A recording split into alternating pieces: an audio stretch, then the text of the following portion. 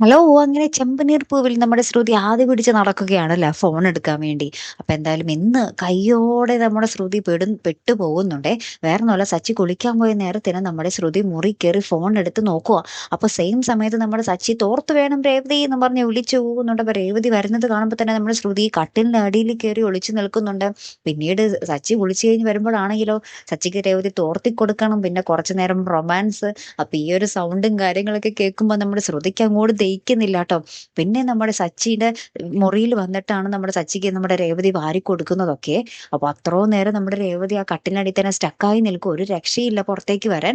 ആ ഒരു സമയത്ത് നമ്മുടെ ശ്രുതിയാണെങ്കിൽ പുറത്തോട്ടൊക്കെ ഇറങ്ങി നോക്കുക. എന്നിട്ട് അച്ഛനോടൊക്കെ ചോദിക്കുന്നുണ്ട്, "അച്ഛാ, ശ്രുതിനെ കണ്ടാ?" എന്നൊക്കെ ചോദിക്കുന്നുണ്ട്. അപ്പൊ അച്ഛൻ ചോദിക്കുന്നുണ്ട്, അച്ഛൻ പറയുന്നുണ്ട്, "നിന്റെ കൂടെയല്ലേ എപ്പോഴും ശ്രുതി നടക്കുന്നത്, പിന്നെ നീ എന്നോട് എന്തിനാ ചോദിക്കുന്നേ?"